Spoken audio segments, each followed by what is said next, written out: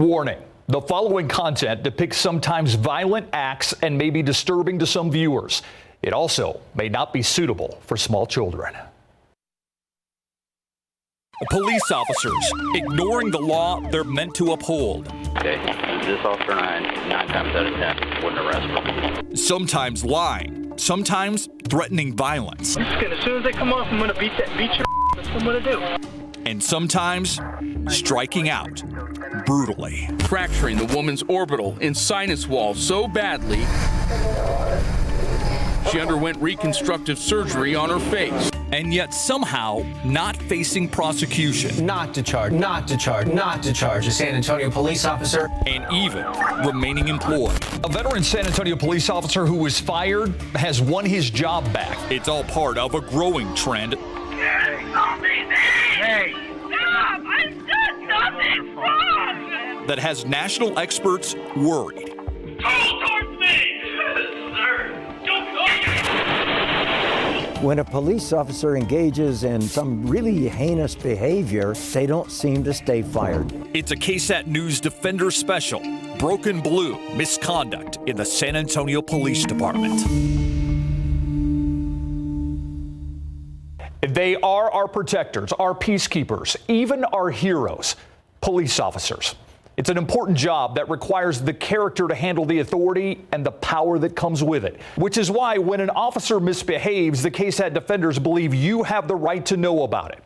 For years, reporters Dylan Collier and Tim Gerber have uncovered case after case of officer misconduct.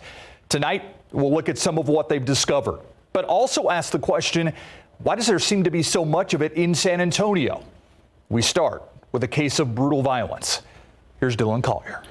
And Steve, all she wanted was justice. But this victim also claims once it became clear she was accusing a police officer, the system that was supposed to help her hindered her. When they first met, Krista Cooper Nurse says she felt safe. You know, Justin's a big guy as it is, so I think anybody, you're going to feel a little bit more protected. In fact, the man who would become her fiancé, Justin Ayers, was also an officer with the San Antonio Police Department. But that was the beginning. This was the end. May 25th, 2018, an off-duty Ayers had done some heavy drinking. But that night was beyond his normal. When an argument started at the couple's North Side apartment. And then I said, if that's how you feel, then you can leave. But on the way out, Cooper Nurse says it turned violent. He was in a complete rage. As she says, he pushed her onto the front lawn of their complex. I flew like a rag doll. And got on top of her. I remember him hitting me so hard. And even biting her. And he just put my two fingers in his mouth and just bit down. And then after that, I kind of just dozed off, blacked out. Ayers was gone when the San Antonio police arrived, but this is what they found. What's his name? And just listen to their reaction. Man, this is broken. Is it really? Her nose is broken. She's got big freaking purple marks on the side of her neck where his fingers went. One officer on scene said it looked like he was trying to kill you. Do you believe he was trying to kill you? Absolutely. But as Cooper Nurse was loaded into the ambulance, she noticed something. A woman police officer riding with her. She wasn't there for company. She was there to detain me. It's like, detain me for what? Well, it turns out Ayers had already visited a nearby SAPD substation and reported the incident with himself as the victim. In fact, it's the same location where Ayers worked every day, meaning the officers who investigated the scene were his colleagues. Where the responding officer is Officer Justin Ayers. Even months later, Ayers played the victim, claiming that Cooper Nurse attacked him with a rock. My head right here. The problem? This eyewitness account from a neighbor tells a different story, with Ayers attacking Cooper Nurse and kneeing her 3 times and then holding her down as he punched her face. You're doing good. You're doing a good job. He's almost done. Once at the hospital,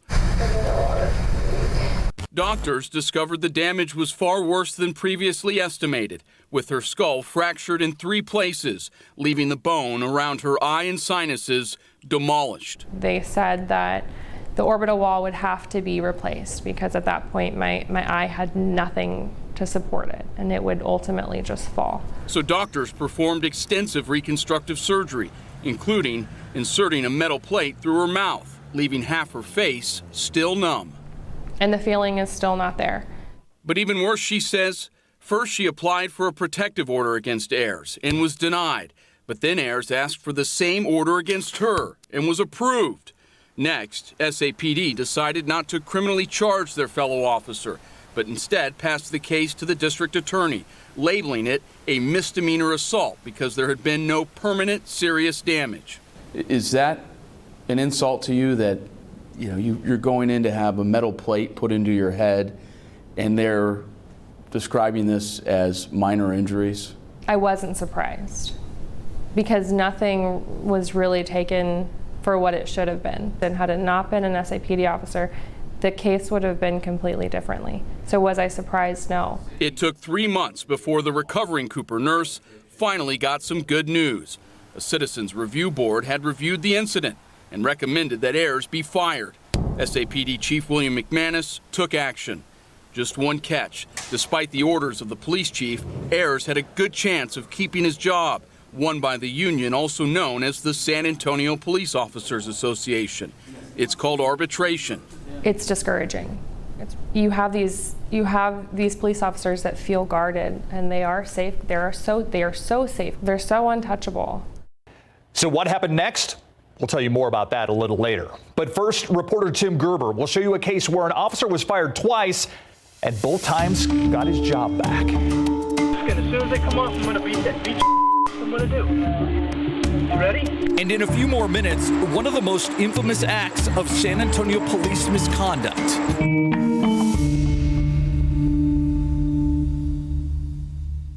Welcome back to a Defenders 1 Hour special, Broken Blue, misconduct in the San Antonio Police Department. We just showed you how an off-duty officer beat his fiancee but wasn't charged by police or the district attorney. He had also filed an appeal to get that job back with what's called an arbitrator. Now Tim Gerber shows us more about this process and how it helped another officer accused of misconduct get his job back not just once, Tim, but twice. That's right, Steve. In this case, that officer was on the job when he made an unusual offer to a suspect he had just arrested. It was all caught on camera, and it wasn't the first time he had done it. They're there to serve and protect, not to, do what they want because of the badge. Eloy Leal admits with his long criminal record, he's no angel, but claims when Officer Matthew Belver arrived in his neighborhood one August night to investigate a reported shooting, he was only trying to be helpful. I told the officer that there was still bullet shells behind my brother's truck, and he asked me where, and I pointed there on the ground. And he ended up handcuffed in the backseat of Belver's cruiser. And when the two men started arguing, Belver made a proposal to his suspect. He could fight for his freedom. Let's take the cuffs off. All right? Yeah, let's take them off. Let's take the cuffs off. All right? But me and you, one-on-one. Sure. All right. Absolutely. Was it a joke? Apparently not, because the officer starts uncuffing Leal. As soon as they come off, I'm gonna beat that beach. I'm gonna do. You ready? Yeah, man. Break my arm. That would be the idea. Jesus Christ. That would be the idea. There you go. There you go. Now you can get out. Let's go. Run. Do something. Suddenly, Leal seems to realize this is very real. Just tell you about the bullets, bro. Okay. That's it, man. I didn't mean no disrespect, man. Okay, really. So nothing's gonna come out of this. All right. So the officer cuffs Leal again and places him back in the patrol car, but Belver can't seem to let go that the brawl is canceled. Come on, had me all excited. I was ready for it. Get back in there. Hold on. Going to jail. Thought there was gonna be a good fight, but nah, you changed your mind. You told me you were. You lied to me. You actually would have gonna let me fight you. Yeah, you kicked my gun, shoot me in the head. No. Finally, Belver starts driving when Leal has a question. What's the charges? I'll think of something. How about public intoxication, pedestrian in a roadway? Whatever else I can think of. And along the way, the officer lets his prisoner know a few things. You're like, hey, cop, can I walk through here? Hey, some investigation you guys did. Who talks to people like that? I would never talk to anybody like that. That's why you're going to jail and I'm not. and you had the chance to run, to fight, to do whatever, but you didn't. Because not only are you stupid, you're a coward. And on top of it all, it's all because you're a disrespectful, trashy human being. Like, you can look at you and see how trashy you are. There's no doubt that policing is a very tough and stressful job, and occasionally we all have bad days at work. But can that really explain or even excuse Officer Belver's behavior? Meet Carlos Flores. In 2009, Belver pulled him over, cuffed and arrested him on suspicion of DWI. Once again, the officer had a challenge. If you can kick my I will let you go. Flores refused, but later said Belver repeatedly struck him in the head, arms, and back. Despite obvious injuries to Flores' face in his booking photo and other snapshots, Belver told investigators amazingly that he didn't see any injuries. A few days earlier, Belver arrested this man on a disturbance call who claimed the officer removed his handcuffs and told him, "Let's go, you think you're big, hit me." The man reported Belver hit me in the head and face and kicked him repeatedly. The result of those two incidents, Belver was indefinitely suspended from the San Antonio Police Department. In other words, fired. But that wasn't the end of it. Why? The police union agreement with the city gives any officer the right to appeal any termination. It's called arbitration, and both the city and union get to make their case to a single arbitrator, a lawyer with specialized training who's also an expert in that bargaining agreement. So in 2010, Belver appealed his firing, and in the end, the arbitrator reduced the termination to 2 30-day suspensions with back pay and benefits, and Belver was returned to the force. Oh, I'm just gonna, as soon as they come off, I'm gonna beat your I'm gonna do. You ready? So when a similar allegation came up 6 years later for the incident with Leo Elial, once again, the police chief fired Belver. Once again, he appealed. And again, the arbitrator reduced his termination, this time to a 45-day suspension, again with back pay and benefits. It's got to be very demoralizing to those who care about the integrity of their local police force. Norm Stamper is a nationally recognized expert on policing and the former chief of police for Seattle, Washington. He says officers deserve the right to due process and to appeal a firing. If it deserves to be overturned, then overturn it. There are situations where police administrations have made mistakes. Somebody's been terminated wrongfully. They deserve their job back. But Stamper, who advises law enforcement agencies across the country, says he's seeing a troubling trend. When a police officer engages in, for example, excessive force or sexual assault or some really heinous behavior, and the police chief or the sheriff fires that individual, they don't seem to stay fired. In fact, a recent study by the Washington Post backs Stamper up. It looked at major cities where police officers could contest their firings through an arbitration or appeals process. The result, between 2006 to 2017, in Jacksonville, Florida, only 3% of fired officers got reinstated. In Fort Worth, it was 11%. Over in Houston, 22% of fired officers got their jobs back. But further up the list, Oklahoma City had 40% return to duty, Philadelphia 62%, and at the top, San Antonio with 70% of fired police officers getting back on the job by arbitration or appeal. But when I hear arbitrators saying, well, the chief fired you, but I thought that was just too harsh for the offense, so I am going to sanction you to the tune of 45-day suspension or a 60-day suspension. Where is the reasoning in that situation? It's just crazy. But there is yet another piece to the puzzle of officer misconduct.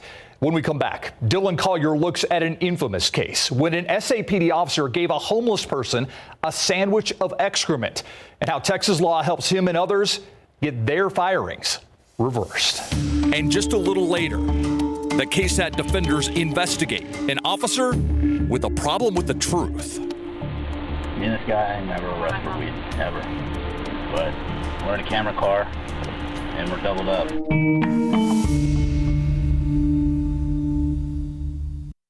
We're back, and this is a KSAT Defender special on misconduct in the San Antonio Police Department.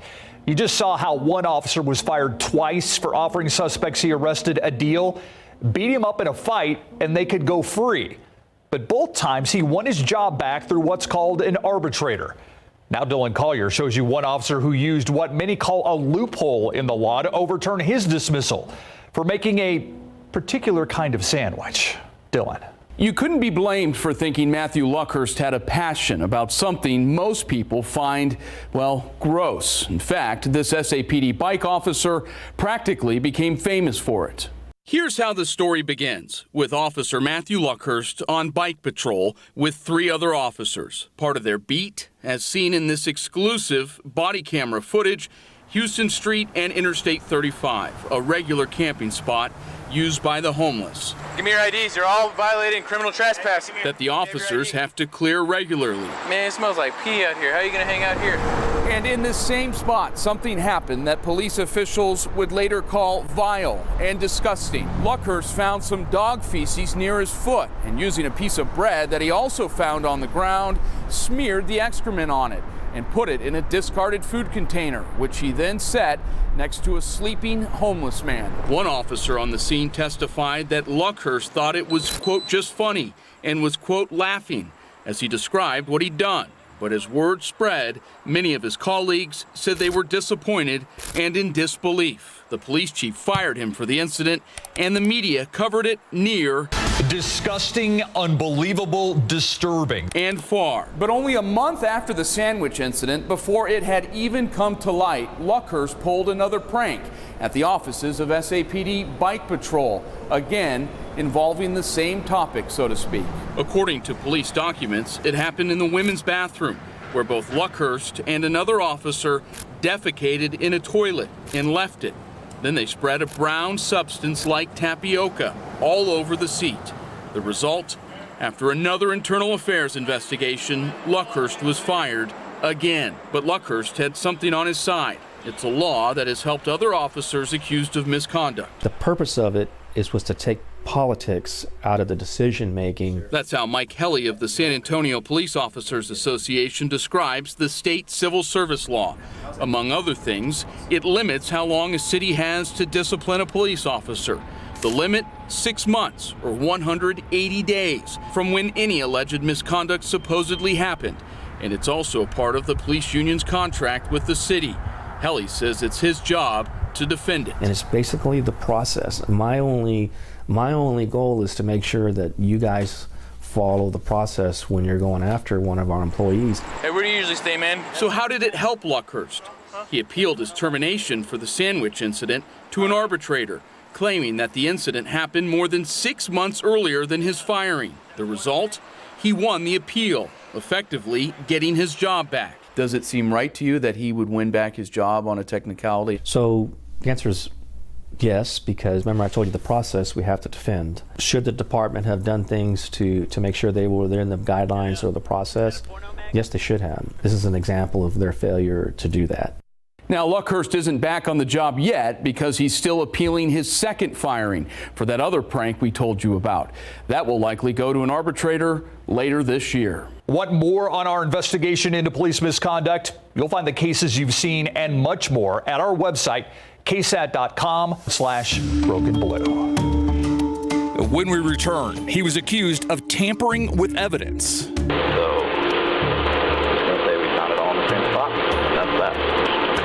And later, the police chief and the police union go head to head.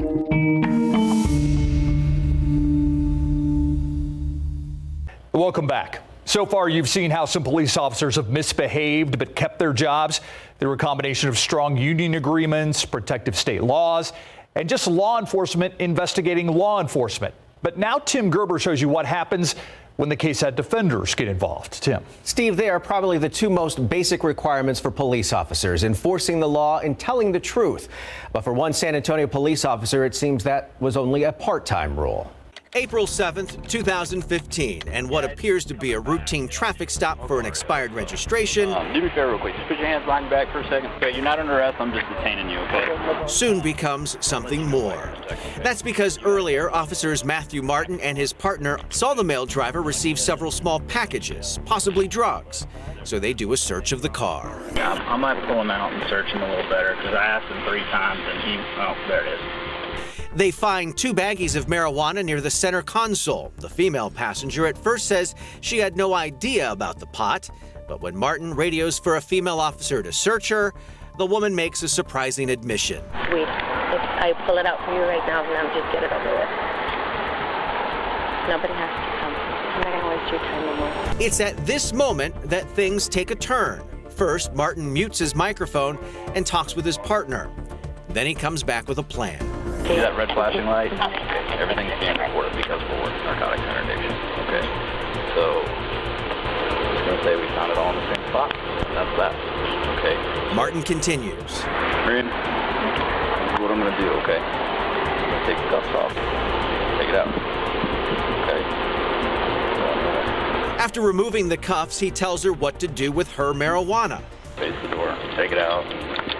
Put it on the seat. The next step, explaining the plan to the driver, now handcuffed in the back of a patrol car. Me and this guy never arrest for weed, ever. But we're in a camera car, and we're doubled up. We're working narcotics interdiction, okay? So we let her slide, because I know she had some on her, all right? So, but all these other bags, we gotta take you. So the woman is allowed to drive off, and Martin and his partner take the driver to jail, charging him with possessing all 3 bags of marijuana. But that wasn't the end of things, because at the Bexar County District Attorney's Office, investigators got a look at the video you just saw. Then they called Internal Affairs at SAPD. After interviewing Martin, the department noted that he repeatedly lied about the events of that night. Their decision, Matthew Martin should be fired, and a recommendation went to the DA's office to charge him with tampering with evidence. But guess what? Then acting District Attorney Nico LaHood rejected the case because he felt Martin was a good cop who made a bad decision. It was a decision based off what I felt at the time was the totality of the circumstances, and I stand by that decision. And when Martin appealed his termination, the arbitrator came to a very similar conclusion, saying while Martin lied in his police report on the incident, his actions seemed sympathetic and he didn't personally benefit by letting the passenger go. His decision, Martin should get his job back with a 1-year suspension. But police expert Norm Stamper says rulings like these are a lose-lose. And it's just vital that we understand the harm being done every time one of those disciplinary actions is overturned. Stamper says when a questionable officer is returned to the force, it hurts the department's order and discipline and the community's trust. It really creates havoc. It reduces consistency and reliability to virtually nothing. So now what? Well, it was about this time the defenders got involved after receiving an anonymous letter alleging Matthew Martin made a number of claims during his arbitration, all a part of his argument to win his job back. First, he said that he spent 4 years honorably serving in the United States Marine Corps, including a tour in Afghanistan. And if that wasn't impressive enough, next he said he joined the U.S. Secret Service as a highly trained member on the elite Presidential Protective Detail. Martin also said he attended and graduated from The Ohio State University. The only problem? It turns out none of the claims were true. Once again, Officer Matthew Martin had been caught in a lie. The department opened a new internal investigation, and once again, investigators sent new charges over to the district attorney, this time for perjury. But once again, the charges were rejected, and this time, DA Nico LaHood wasn't happy. So ultimately, who made that decision? There's a top person in our office made that decision, and I'm dealing with that person myself. It turns out Matthew Martin avoided court by agreeing to resign from the force. The right decision in the end, in my opinion, did not happen. The right decision would have been holding him fully accountable for lying twice. So what does the San Antonio police chief have to say about what you've seen so far?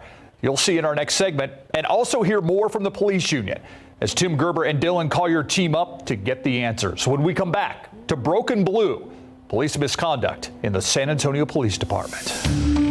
And just a little later, a controversial study asks, are unions bad for good policing?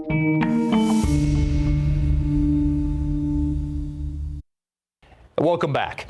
In the last half hour, you've seen how even when an officer commits a, quote, disgusting act and is fired, state law and union protections help them keep their job.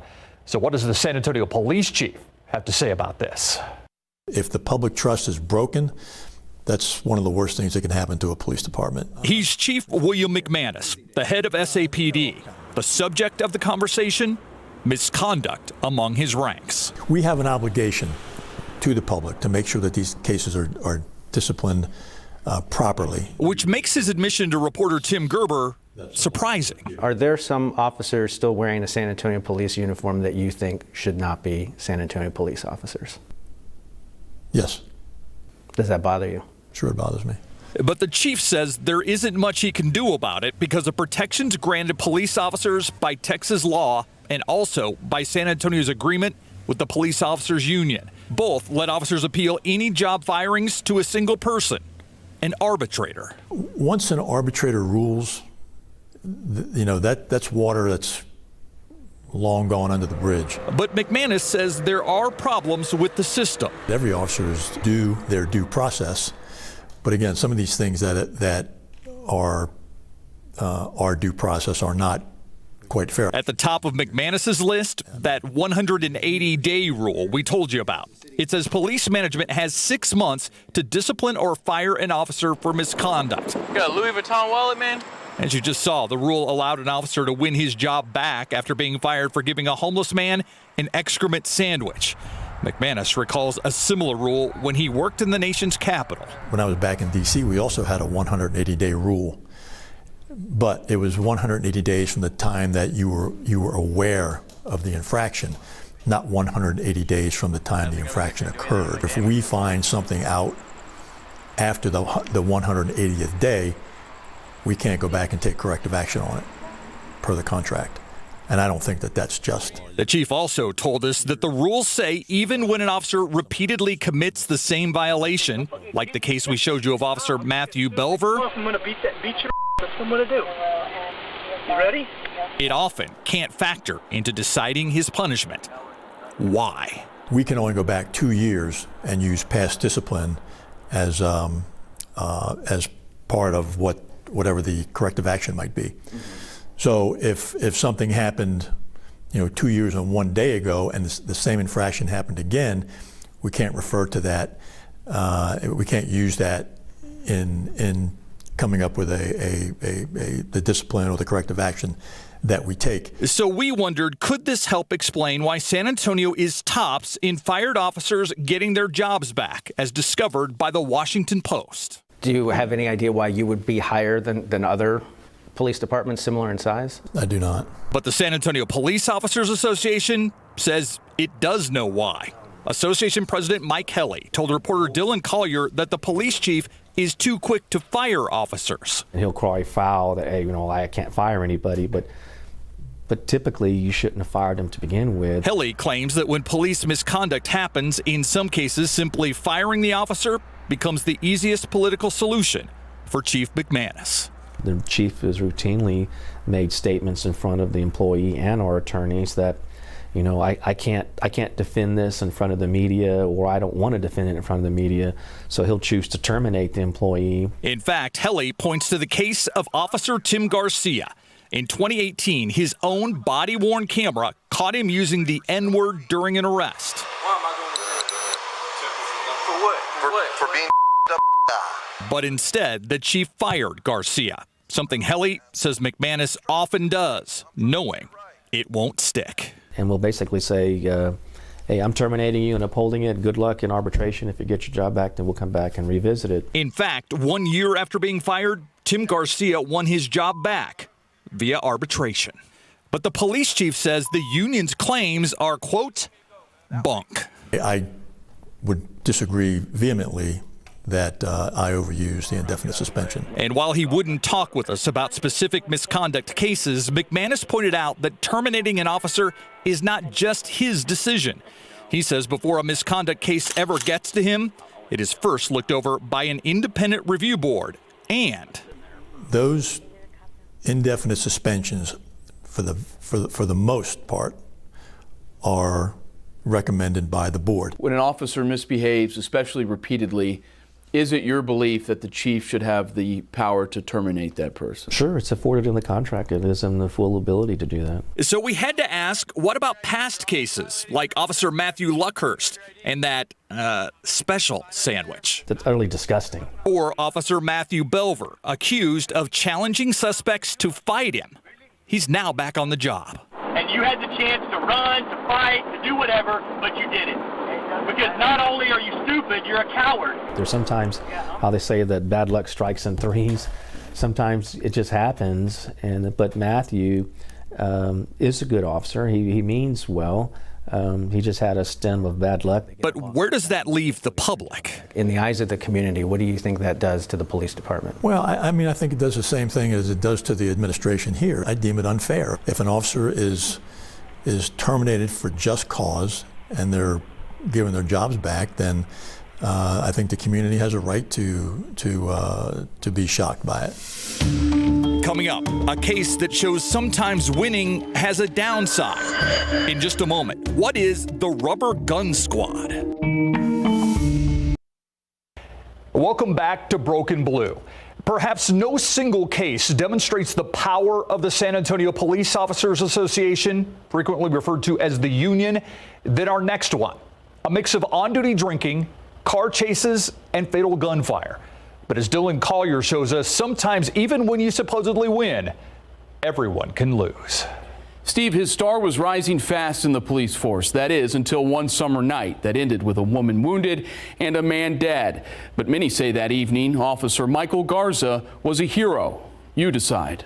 In the early morning hours of July 27, 2012, the paths of Alfred Aragon, Abigail Hernandez, and San Antonio police officer Michael Garza would cross and forever intertwine. Garza was a 10-year veteran of the force, hailed by other officers for his ability to work cases undercover for the department's gang unit. Garza had never been suspended and had only received the weakest form of discipline. Hernandez was his former roommate and, according to records, an off-and-on love interest. Aragon, the father of her child, and based on text messages that evening, was no longer in the picture romantically. Garza had started his overnight shift working surveillance when he agreed to pick up Hernandez from her far west side apartment and drive her to the Thirsty Horse Saloon on Northwest Military Highway, all while on the clock for the city. As night turned to morning, Aragon repeatedly called Hernandez and sent her texts that appeared to get more desperate and then angry. Aragon forwarded private images of Hernandez he had on his phone. Despite pleas from Hernandez, he would not relent. Meanwhile, in a separate text conversation playing out at the same time, Hernandez arranged to have Garza pick her up at the bar and drive her home. When they arrived at the complex in the 8200 block of Micron Drive, Hernandez spotted Aragon's vehicle backed into a parking spot. Aragon accused of walking up to Garza's truck, opening the passenger side door, and yelling at his former girlfriend.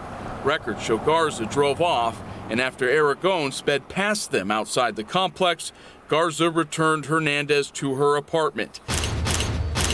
It would be a fateful decision, as Aragon also came back, this time pulling out a 9mm handgun, and after several apparent misfires, calling Hernandez, who put him on speakerphone in time for Garza to hear him say, quote, "Everybody's going to die tonight." This time, the weapon did fire, as bullets struck Garza's department-issued truck several times as the officer waited for an exit gate to open. As Garza drove off, Aragon pulled alongside, firing again, this time striking Hernandez twice in the right wrist and stomach. Garza's work truck pierced by bullets 12 times before the confrontation had ended.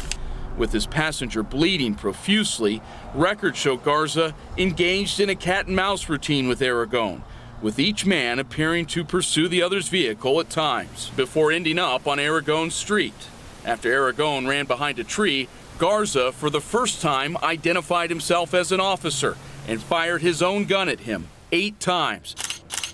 As Aragon moved towards his front door, Garza moved in as well, firing one more shot as Aragon crouched down. Suffering from several gunshot wounds, he died in front of the doorway of his own home, while his children were inside. Hernandez survived, and Garza, although uninjured in the shooting, tested positive for alcohol. The supervisor later claiming Garza had been cleared to drink on the job if it helped him maintain his cover as an undercover officer. After a lengthy internal affairs investigation, Garza received an indefinite suspension. The decisions he made changed a lot of people's lives. But the family of Alfred Aragon would not have justice in their corner for very long. Garza was cleared of criminal wrongdoing, and then after 4 days of hearings here at Public Safety Headquarters, an arbitrator in 2015 gave him his job back. In a scathing ruling handed down in June 2015, the arbitrator said Hernandez, used by the city as a fact witness, had given inconsistent and false statements, calling it, quote, disturbing that the city admitted Hernandez had deleted some of her text messages, while at the same time refusing to acknowledge their investigation was incomplete. Garza's firing shortened to a 15-day suspension, a decision that prompted then city manager Cheryl Scully to say, quote, I am appalled that an arbitrator has given Michael Garza, who was fired by Chief McManus in 2012, his job back. Officer Garza was drinking while on duty, was not truthful, and did not follow departmental rules the evening he shot and killed someone. So the police took Garza back to the tune of $72,333 per year, including benefits. But they keep him, and many of the officers arbitration forces them to rehire on what many call the rubber gun squad, out of sight from the public, sitting behind a desk without a department firearm or vehicle. So Garza won, but did he really? SAPD declined to let us interview him for this story. In a few minutes on Broken Blue, we return to the story of Krista Cooper, nurse, beaten by her fiance, an SAPD officer. But first, we go to Chicago for a study about police behavior and unions.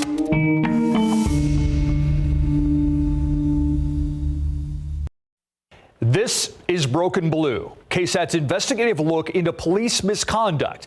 So far, you've seen how state civil service law and San Antonio's agreement with the police union have affected, some say weakened, the ability to discipline an officer accused of misconduct.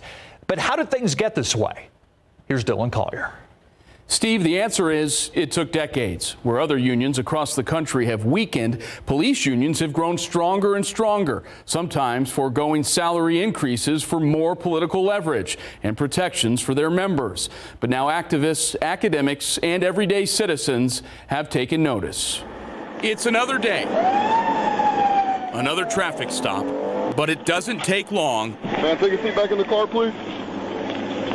For this one to go very wrong. Stop resisting right now. Get out of the car. I'm getting out. Let me get out. Do not touch me. Do not touch me. Get out of the car now. Ow! Oh my God! Put your hands behind your back. Oh my God! Put your hands behind your back. You are under arrest. I'm about to tase you. Leave me alone. Are you kidding me? So at this point, you may be wondering, what happened to the officer you've been watching? Was he disciplined? The answer is no. That's because this 2015 incident wasn't discovered until a year after it happened, well past that 180-day limit we told you about to discipline officers. The same limit that helped San Antonio officer Matthew Luckhurst keep his job after giving an excrement sandwich to a homeless man. But there's a big difference. In this case, don't stand up. I'm not trying to stand up. I'm trying to put my hands behind my back. It happened in Austin, Texas, with an Austin PD officer. And activists there and city officials began pressing to change not only the 180-day rule, but the city's entire police union contract. And it turns out it's all part of a growing trend nationwide. There's no reason we should be saddled with these kinds of policies. Former Seattle police chief and national expert Norm Stamper says other communities have come to similar conclusions, that aspects of their police union agreements are so protective they actually block reform. It has become a national problem. The police in America belong to the people, not the other way around. And it's drawn the attention of academics, too. Take this study of police union contracts from the 2017 Duke Law Journal. It collected and analyzed 178 police union contracts from across the country. The conclusion: that procedures often established through the collective bargaining process can serve as barriers to officer accountability. In particular, it identified 7 provisions found in many union contracts that could be problematic when it comes to discipline, including limiting civilian oversight, limiting consideration of an officer's history, and having a statute of limitations for an officer's misconduct, like the 180-day rule, something San Antonio's police chief told the defenders he'd like to see changed. If something comes to our attention after the 180th day, there's nothing we can do about it. Absolutely nothing we can do about it from a disciplinary standpoint. In fact, the study found that San Antonio's police union agreement has almost all of those provisions and includes two that may surprise you. I don't have an issue with that necessarily. What's he talking about? When an SAPD officer is accused of misconduct, the current police union contract requires that before an interrogation, Internal Affairs notify the officer, tell him what the allegation is and who made it, and then, before doing the interview, wait 2 days. And one other thing, before the meeting, the officer can view all evidence against him. McManus doesn't see it as a problem. I don't really have much of an issue with the 48 hours. They have a right to due process, and that's part of the due process, which is being able to review the charges that are being made against them. The union agrees with him. You're not trying to have an I got you moment with anybody, right?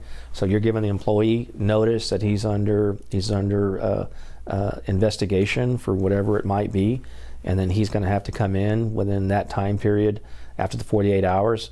The circumstance, nothing's going to change within that time. So that thought that, oh, they're going to have time to get their story straight. I can't stop that from people saying those things, right? And they can think the way that they want to, but I can't say it's never ever happened, but the likelihood of it happening is far-fetched. To put it bluntly, many others disagree. Take this May 2019 study published in the George Washington Law Review called Interrogating Police Officers.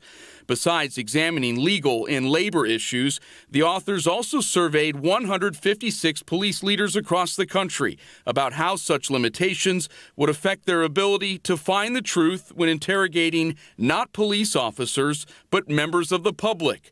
The result? 91% said delaying an interrogation would frequently burden the investigation, and 83% said providing access to evidence would have the same effect. The study's overall conclusion, when it comes to interrogating police officers, delays and other such protections thwart internal investigations, and that may have a very public cost. If the punishment goes down, you expect the misconduct to go up. John Rappaport, an assistant professor of law, is part of a team at the University of Chicago Law School that studied the impact of labor unions on law enforcement misconduct. The conclusion of their research? Alarming. The group looked at 20 years of law enforcement misconduct violations in Florida. Why there? Because until 2003 and this state Supreme Court ruling, deputies couldn't unionize. The University of Chicago team found in the years after the ruling, violent incidents among sheriff's offices in Florida increased 40%. Just the collective bargaining rights themselves caused an effect on the incidence of violent misconduct, even separate from the decision to actually unionize. But then, of course, once we find that it does go up, the next question is why. Rappaport says the reason could very well be procedural protections. Basically make it harder for law enforcement agencies to discipline or to get rid of officers who are causing a lot of problems. In a few moments, we'll be back with our conclusion.